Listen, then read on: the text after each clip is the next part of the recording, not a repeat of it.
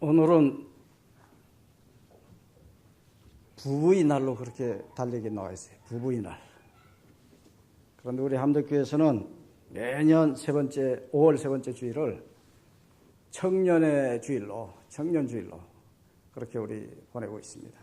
또 다음 주일은 학생주일로, 앞 주일은 어버이 주일로, 첫 주일은 어린이 주일로 그렇게 해서 우리가 가정의 달을 의미 있게 보내고 있는데, 여러분들 오늘 본문 말씀 짧으니까 한번 같이 읽고 시작하면 좋을 것 같습니다. 다 같이 한번 읽도록 하겠습니다. 너는 내 하나님 여호와께서 명령한 대로 내 부모를 공경하라. 그러면 내 하나님 여호와가 내게 준 땅에서 내 생명이 길고 복을 누리리라. 여기 보면 너는이라는 말이 먼저 나와요. 너가 누굴까요? 너는요, 바로 부모의 몸에서 태어난 모든 사람이 너입니다. 여기 부모의 몸을 통하지 않고 나온 분 계십니까? 다 부모의 몸을 통해서 태어나게 됐죠. 그러니까 너 하면은 불신자든지 신앙자든지 남녀노소 불문하고 다 해당되는 말이에요. 세상에 숨쉬고 있는 모든 사람들은 다 너라는 이 말 속에 다 포함되어 있습니다. 구약 성경은 우리가 특별히 신명기를 보면, 구약 성경 신명기에 보면은 하나님의 새로운 계명이 거기에 나옵니다. 이 계명은 강력하게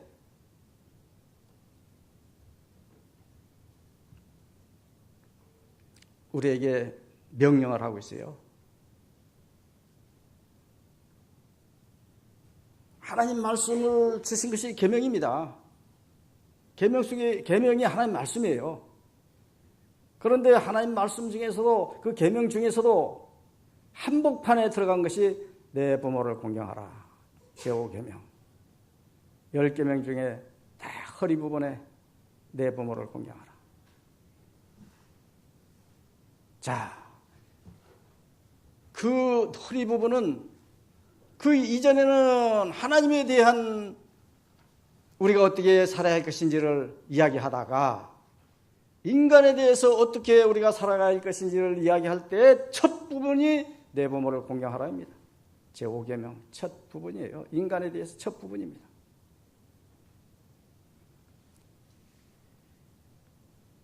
부모를 대하는 신앙을 가르친다는 것, 이거 우리에게 그만큼 중요한 거예요. 하나님 말씀을 지키는 거고, 하나님 명령을 준행하는 거고, 하나님 말씀의 한복판을 우리가 통과하는 거예요.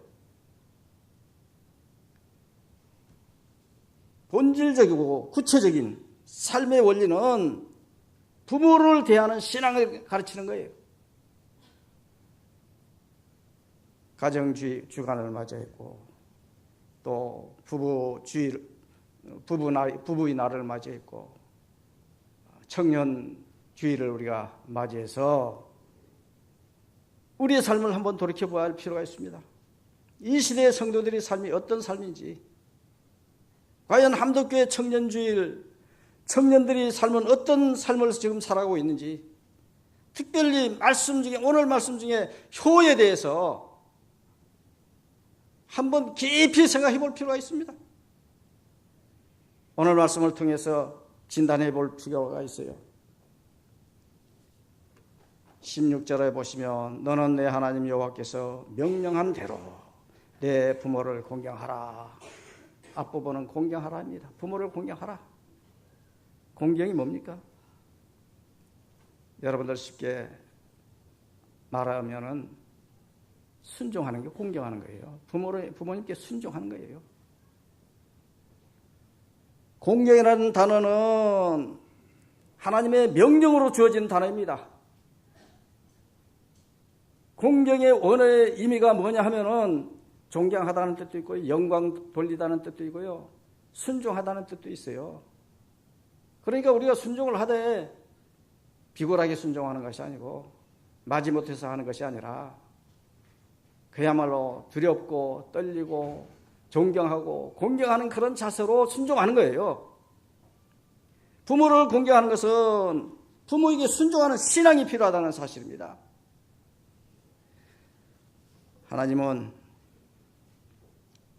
우리에게 부모를 보내줄 때 하나님이 대리자로 보내준 거예요. 너희들이 가서 자녀를 낳아서 내 뜻대로, 내 원대로, 하나님의 뜻대로, 하나님 원대로, 하나님 말씀대로 잘 양육해서 효도 잘하는 자녀 만들고 하나님 공경하는 자녀 만들고 그렇게 살거라 해서 그야말로 하나님 대리자로 세워주신 분이 우리 부모예요. 그렇기 때문에 자녀들은 부모님 섬길 때 누구처럼 섬기냐면 하나님 섬기듯 섬겨합니다. 그렇게 순종해야 해요. 부모를 공경할 때 하나님 공경하듯이 공경해야 하는 거예요. 잠언 3장 9절에 가서 보면 하나님 섬기는 그 한 부분이 나옵니다. 한번 3장 9절, 잠언 3장 9절 한번 같이 읽겠습니다. 내 재물과 내 소산물에 처음 익은 열매로 여호와를 경경하라. 예. 보세요. 하나님을 저렇게 섬기지 않습니까? 처음 익은 열매. 그런데 우리 자녀들 반듯하게 큰 자녀들은 딱 잘 자라나서 직장에 딱 들어가지 않습니까? 그러면은 제일 먼저 뭘 받습니까? 한 달이 지나면 월급 봉투를 갖고 와요. 그래가지고 이 월급 봉투를 제대로 된 자녀라면 아버지 어머니 그동안 날 이렇게 키워주고 내가 직장에 들어가게 하시고 이렇게 첫 월급을 받았는데 내 앞으로의 모든 월급을 다 주님, 부모님께 드리는 마음으로 전부를 드리는 마음으로 이 첫 열매, 첫 봉투를 어머니 아버지께 드립니다 하고 이렇게 감사하면서 내놓을 수 있는 자녀가 된다면은 대단히 잘 키운 자녀죠. 그런데 그렇게 드리기가 힘들어요. 저도 그렇게 드리지 못했습니다. 제가 강정교회 부임해서 전도사 시절 첫 월급 받아서 뭘 한 줄 아십니까? 첫 월급 받고 거기다가 결혼하면서 또 좀 모은 그 부주금까지 합쳐가지고 아버지 어머니에게 드린 게 아니라 저를 신학교 할 수 있도록 장학금을 대준 복예선 선교사, 미국 사람인데 남장로교회 사람인데 그 선교사님이 저를 계속 도와주다가 한 학기 제가 교회 짓노라고 신학교 다니면서 교회 짓노라고 이 점수가 미달돼서 비학점이생이라는데 비학점이 못 돼가지고 결국은 제가 어떻게 할 줄 몰라가지고 하고 있을 때 이거 그냥 구워주니까 선교사가 하는 말이 이거 그냥 구워줄 테니까 당신 나중에 갚으세요. 그래서 저는 그걸 잊을 수가 없어가지고 첫 월급 받아가지고 첫 번째 월급 받은 것을 합쳐가지고 그래서 갖다 드렸더니 자기 잊어버렸는데 그거 줘놓고 잊어버렸대요. 그때는 안 줘도 될 뻔했다 하는 그런 생각이 들었습니다만은 그래도 아니 5년 동안이나 장학금을 대주신 분에게 그 첫 번째 월급을 내가 안 드려서는 안 되겠다 싶어서 드린 거예요. 만약에 내가 장학금을 어머니 아버지에게서 받아서 만약에 학교를 했다면 첫 월급을 어머니 아버지한테 드려야 했겠죠. 그런데 사실은 이 세상이 한 달치 다 드려버리면 그 다음에 한 달을 어떻게 살아갑니까? 직장 왔다 갔다 하고 정신 사 먹어요. 그러니까 좀 안 됐지만은 내가 이거 전부 드리는 마음으로 내가 이 속옷을 한 벌 사서 드립니다 하고 대부분 요즘은 속옷 한 벌 드리는 거 그게 유행 아닙니까? 부모님들에게.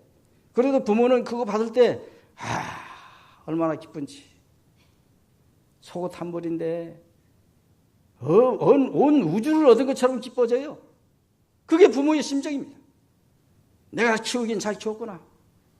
보람때다. 그렇게 느낄 거 아니겠습니까? 여호와를 공경하듯이 자녀들은 부모를 공경해야 합니다. 이 공경이라는 이 원어적 그 의미는 앞에서 얘기했잖아요. 존경하고 영광 돌리고 순종하는 것. 그 마음을 가지면 그 정도 일은 우리가 능히 할 수가 있죠. 부모님을 행복하게 할 수 있는 일들 얼마든지 할 수가 있습니다. 지난번에 이야기했지 않습니까? 어버이 주일에 효도는 사랑하면서 우리가 사랑하면서 잘 살아서 어머니 아버지들이 흡족하고 행복하면은 곧 그게 효도다. 제가 그렇게 말씀드렸어요.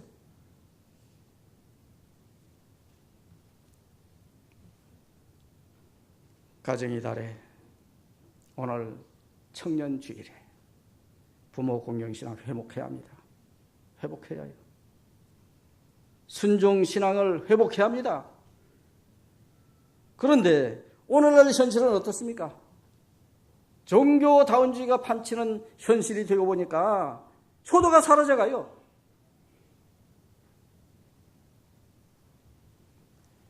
포스트모더니즘에 빠져가지고 그야말로 하나님도 소용없다.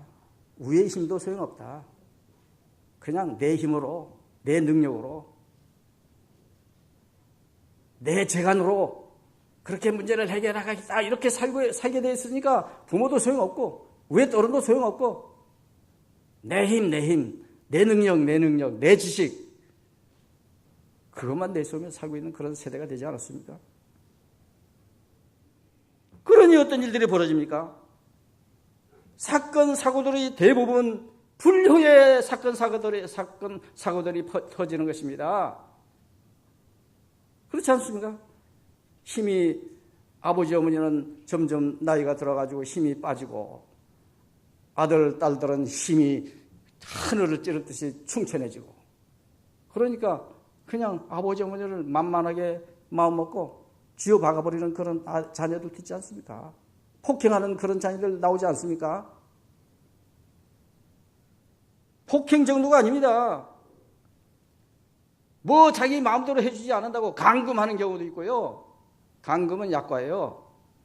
부모님을 죽여가지고 안매장 하든지 어디 숨겨놔서 한참 후에 발각되고 그런 끔찍한 범죄를 저지르는 거 어디서 오는 겁니까 이게? 효도가 사라진 데서 온 거 아닙니까? 효가 사라진 이유는 뭐 때문입니까? 하나님 말씀이 사라져가면 효가 사라지게 됐어요. 하나님 말씀이 지배하지 않으면 효가 사라집니다. 시대적 시조가 지배되게 된 거예요. 말씀이 사라져버리니 시대적인 사조가 지배되는 거죠. 앞으로도 심각해져 갈 겁니다. 하나님 말씀이 점점 사라질수록 불효에 대한 끔찍한 이야기들은 여러분들이 체험하게 될 것이고 여러분들이 눈으로 똑똑히 보게 될 것입니다. 이 시대 성도들은 부모 공경신앙을 회복해야 해요. 부모님께 순종하고 하나님 앞에서 정말로 순종하는 그런 삶을 살아드려야 합니다. 오늘 본문 중간에 보면은 뭐라고 했습니까? 너는 내 하나님 여호와께서 명령한 대로 하겠습니다. 내 부모를 공경하라. 명령한 대로. 예. 명령했다는 거예요. 명령이 뭡니까? 하나님 명령이라는 게 뭐예요? 이거는 반드시 지켜야 하는 거예요. 지켜도 좋고 말아도 좋고가 아닙니다. 선택이 문제가 아니에요. 선택이 없습니다. 명령하면 명령 그대로 복종뿐이에요. 순종뿐이에요. 부모 공경할 이유가 어디 있습니까? 하나님 명령이기 때문이죠. 하나님 명령 때문에 이것저것 따질 것 없으면 뭐 다른 부모들은 나한테 다른 사람이 어떻게 해줬는데 다른 자녀들이 어떻게 해줬는데 내 부모는 나를 왜 이렇게 못 먹게 했고 못 입게 했고 왜 이렇게 초라한 모습으로 만들었고 왜 이렇게 키도 짝짝알막하게 만들었느냐 하면서 그렇게 할 게 없어요. 명령입니다. 하나님의 말씀은요 거룩한 거 아닙니까? 축복의 길이 있기 때문에 거룩한 거예요. 그 말씀 그대로 명령을 순종하면 축복의 길로 가는 것입니다. 그래서 지켜야 해요. 명령 속에 숨은 의미가 하나님의 강력한 의지가 거기에 포함되기 때문에 명령하는 거죠. 강력한 의지가 있기 때문에 명령하는 것입니다. 우리가 해야 할 일은 부모를 공경하는 일인데 하나님 명령이기 때문에 제5계명 출애굽기 20장 12절에도 내 부모를 공경하라. 그래하면 내 하나님 여호와가 내게 준 땅에서 내 생명이 길리라. 오늘 말씀하고 비슷하지 않습니까? 오늘 본문하고 10계명은 하나님께서 주신 명령이에요. 선택된 백성들이 지켜야 할 명령입니다. 제5계명 부모 공경하라고 했지 않습니까? 한복판에, 계명의 한복판에 내 부모를 공경하라. 땅 가운데 반드시 지킬 일이라는 거예요. 이 땅 가운데서.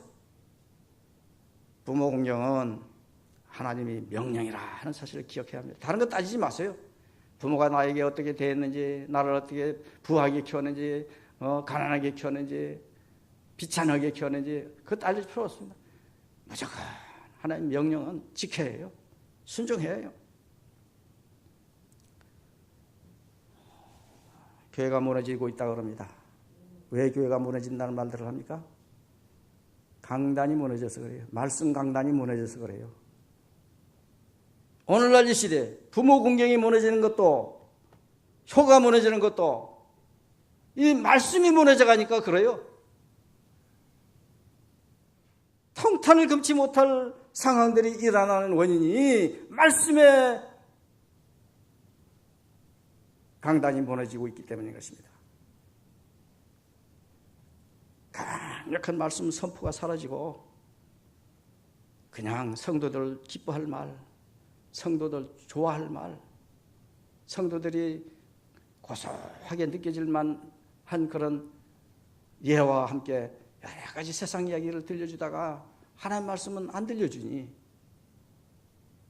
그게 문제가 되는 거예요. 진리의 외침이 사라져가니 문제가 생기는 것입니다. 목회자들은 양들이 좋아하는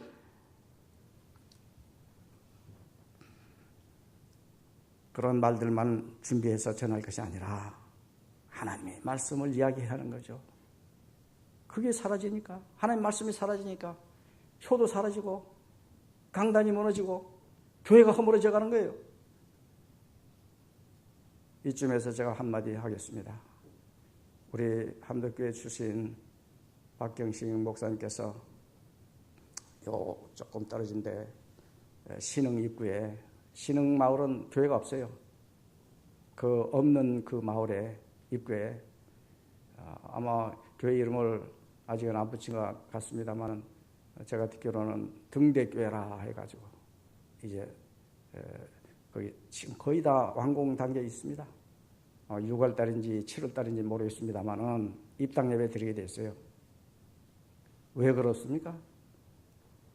말씀이 없는 그 지역에 말씀을 심어주기 위해서 그 일을 하는 거 아니겠습니까? 너무나 기특한 일이에요. 그 가정이 전부 힘을 합쳐서 지금 짓고 있지 않습니까? 어머니 살던 집을 팔아서 땅을 사고 동생 기술을 제공하면서 지금 교회를 예쁘게 지었어요.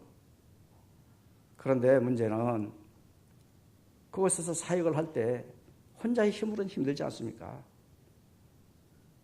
우리 교회 출신 목사님이 그 혼자 일하라고 그렇게 하면 되겠습니까? 그래서 더러는 그곳에 가서 또 도와줄 분도 계셔야 합니다. 그곳을 섬겨줄 분도 계셔야 해요. 그런데요, 그 섬겨주는 것이 당당한 일인데, 하나님 명령과 같은 당당한 일인데, 말씀을 살리려고 하는 일인데, 무슨 암표 장사들이 암표 거래하듯이 뒤에 가가지고 갈 거냐 말 거냐 갈 거냐 말 거냐. 뭘 그럽니까? 가면 간다고 저에게 신청만 했어요. 20명이든지 20, 30명이든지 우리 교회 절반이라도 저가 있는 동안은 임명청서 떼드립니다. 왜 비겁하게 해요? 비겁하게. 당당하게 하세요. 얼마나 좋은 일인데요. 얼마나 귀한 일인데. 무슨 마약 장시들 뭐 마약 파는 겁니까? 무슨 뭘 하는 겁니까 도대체? 수근수근 뒤에서. 절대 그러지 마세요. 당당하게 나는 그게 돕겠다. 선언한 분들이 있어요, 더러. 네, 그처럼 딱 선언하고 그 다음에는 다른 사람들이 또 선언하기를 기다릴 뿐이에요. 그래서 가고 싶을 때 임명증서 요구하세요. 그러면 절반까지라도 제가 다 떼줄 수 있어요. 우리 김창환 목사, 박창환 목사죠. 우리 동기 목사님인데 서울에서 목회하면서요. 수십 개의 교회를 부목사식이다가 부목사를 이제 보내면서 교회를 설립해서 보내고 그런 목사님이 계세요. 훌륭한 목사님이에요. 자기 교회 그 지역에 있는 교인들은 글로 가십시오. 그렇게 하면서 떼어주었어요.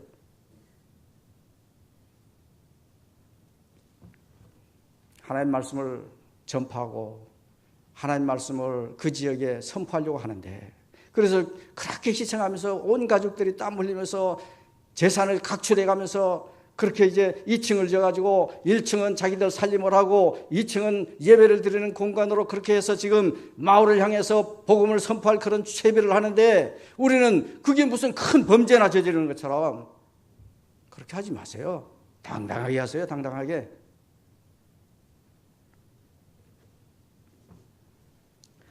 이제 16절 말씀 하반절에 가서 보면 너는 내 하나님 여호와께서 명령한 대로 내 부모를 공경하라. 그래야면 내 하나님 여호와가 내게 준 땅에서 내 생명이 길고 복을 누리라.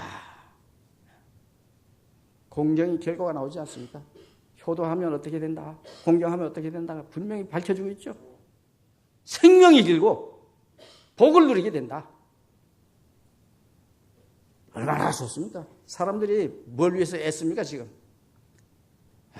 텔레비를 보든지 뉴스를 보든지 신문을 보든지 잡지를 보든지 대부분 건강에 대한 이야기들이 그렇게 많아요. 왜? 오래 살고 싶어가지고. 밥을 어떤 거 먹어야 한다. 음식은 어떤 거 먹지 말아야 한다.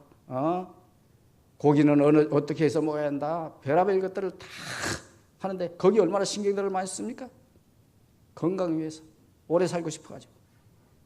그런데 오래 살면서도 복스럽게 살 수 있는 방법이 오늘 이 말씀에 있는데 오늘 이 말씀을 모르고 다른 인간적인 방법들만 구하고 있으니 이거 어리석은 일이죠. 얼마나 안타까운지 모릅니다. 가슴 아픈 일입니다. 여기 나와 있지 않습니까? 어떻게 하면? 내 부모를 공경하면 땅에서 장수하고 내 생명이 길고 복을 누리다. 딱 정답이 나와 있지 않습니까? 정답이 딱 나와 있어요. 부모 공경은 생명이 길고 복을 누리는 거예요. 이 땅 가운데서 주신 축복입니다. 생명이 길게 되어 장수하게 됩니다. 효도하는 사람들이 대부분 장수해요. 복을 누립니다. 형통의 복을 누려요. 말씀을 순종하면 결국은 축복의 결과가 나타나게 됐습니다. 축복의 결과가 나와요. 예수님을 기쁘시게 하는 것이 있습니다. 그게 뭘까요? 골로새 3장 20절에 보세요. 골로새 3장 20절 자녀들아 모든 일에 부모에게 순종하라. 이는 주 안에서 기쁘게 하는 것이라. 주 안에서 기쁘게 하는 것이래요. 주님 기쁘게 하는 것이라는 것입니다. 여러분 부모를 기쁘게 하는 게 주님 기쁘게 하는 거예요. 예수님을 기쁘게 하는 것입니다.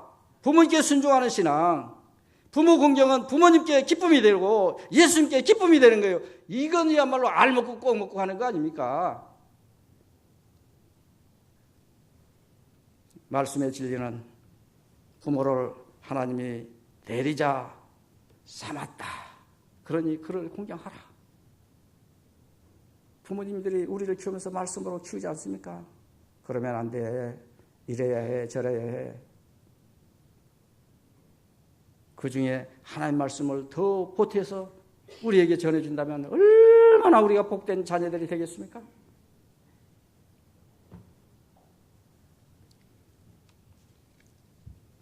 우리 함덕교회 가정들마다 주의 평강이 이루어지는 주의 복이 충만한 그런 가정들이 되길 바랍니다. 여러분,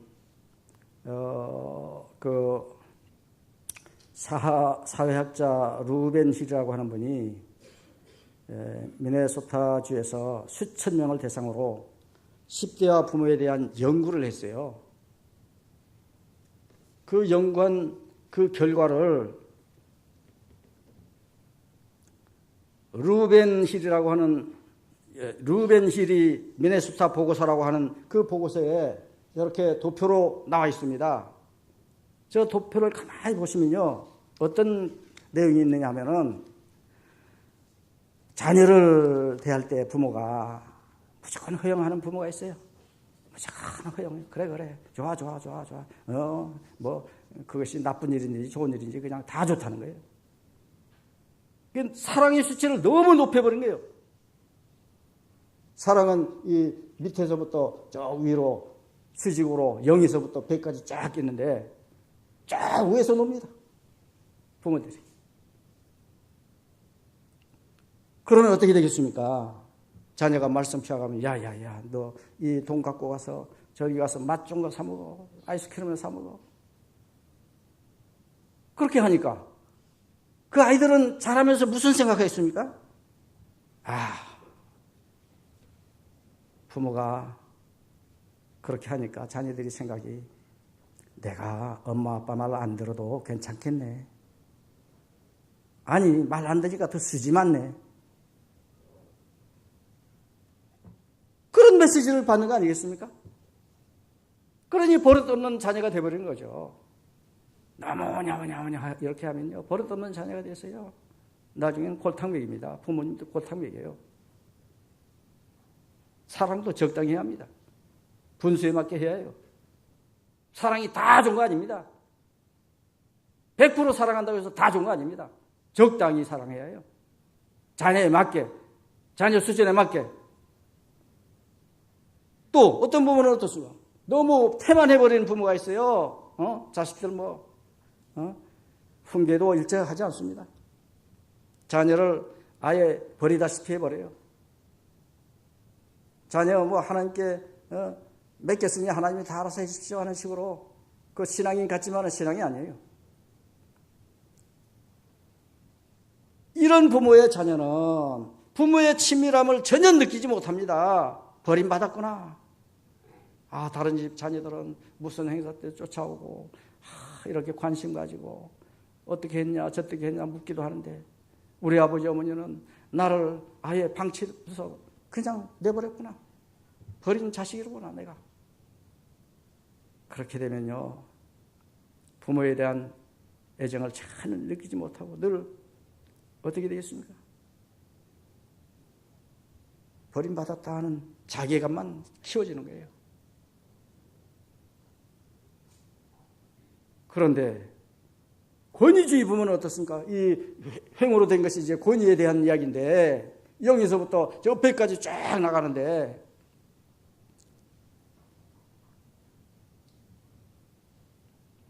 권위만 나타내는 부모, 사랑과 훈계를 잘 조합하지 못하는 부모, 횡포를 부리는 권위주의자가 되어진다면 그는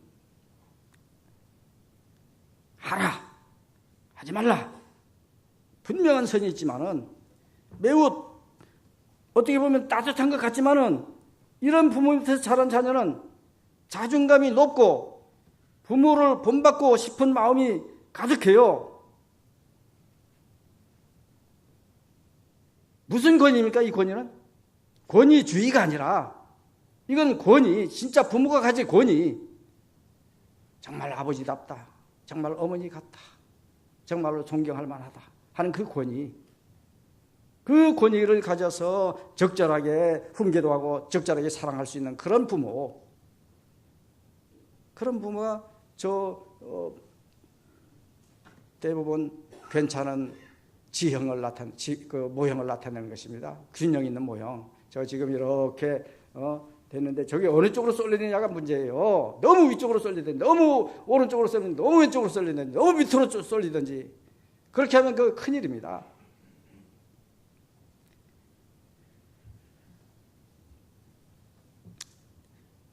여러분은 위에 네 부류 중에 어느 부류에 속해 있습니까? 사랑과 훈계를 조율하지 못해서 어느 한쪽으로 치우쳐 있습니까?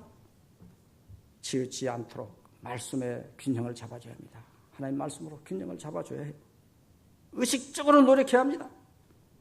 사랑과 훈계를 조율하되 주의 교훈과 훈계로 양육하라고 했지 않습니까?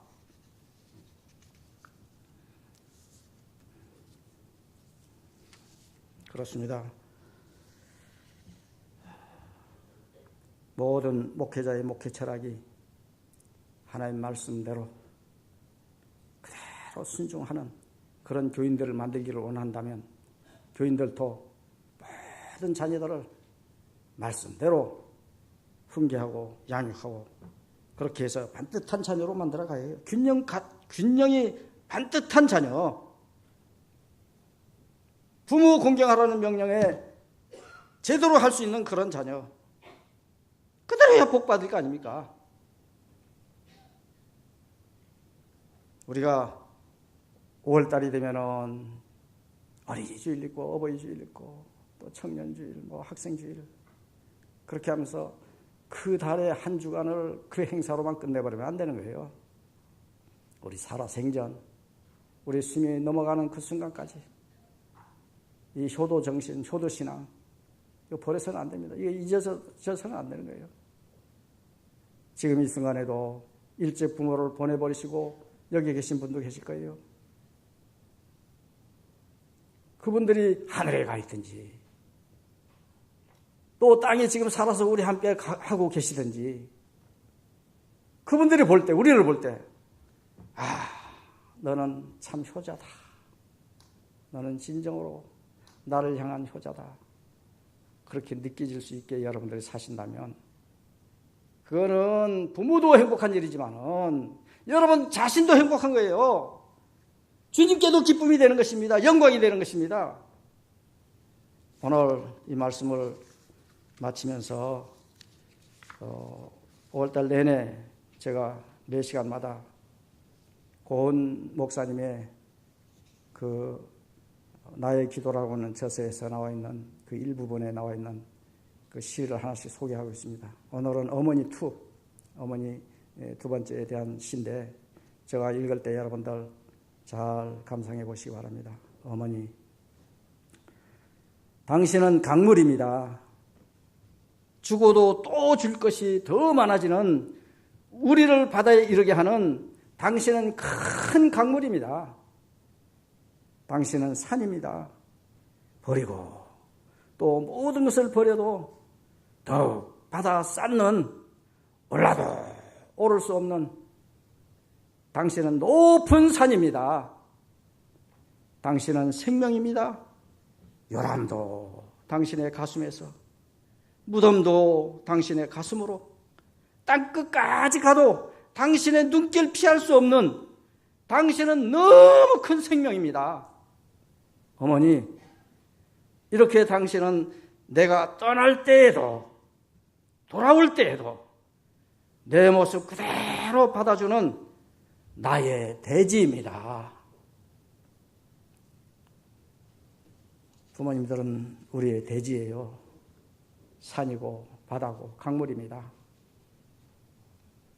그분들에 대해서 효도하라. 하나님 명령이에요. 선택의 여부가 없습니다.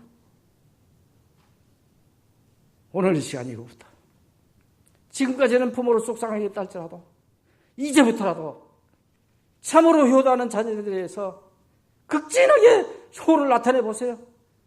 행여나 그 어머니 아버지가 지금까지는 예수를 모르고 하나님을 못 믿는 사람이라 할지라도 여러분이 지극한 효 때문에 언젠가는 그 효에 무너지고 마침내는 여러분들이 손길에 의해서 교회를 찾아 나와서 예수를 믿는 그런 하나님의 백성이 되어줄 줄을 믿습니다.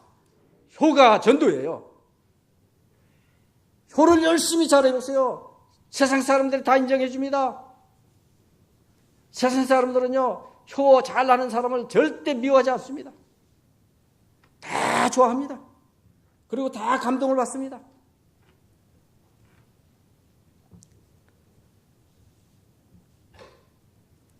이제 우리 기도하기 전에 세상은 지금 많이 흔들리죠. 세상 흔들리고 사람들 변해도 나는 믿겠다는 그 고백, 우리 다 같이 한번 부르고 기도하겠습니다.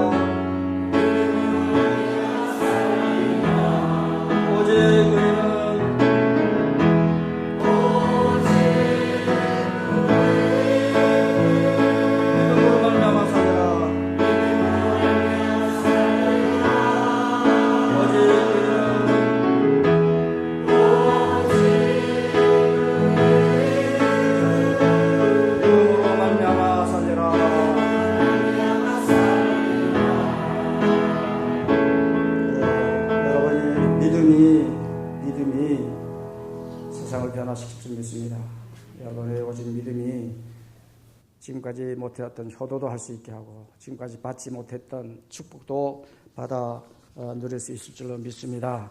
이제 기도하겠습니다. 감사하신 아버지 하나님, 저희들을 사랑해 주시고 오늘도 이렇게 불러서 주의 말씀 들으며 우리 마음을 다시 한번 점검해 볼 수 있도록 도와주셨사오니 감사합니다. 우리가 오늘 맞이한 이 청년주일에 과연 오늘날 청년들이 부모를 공경하고 있는지, 아니 우리 모두가 부모를 참으로 공경하고 있는지, 습관적으로 하고 있지는 않았는지, 형식적으로 하고 있지는 않았는지 오늘 이 시간 돌이켜볼 수 있게 해주시옵시고 점검해 볼 수 있게 해주시옵소서.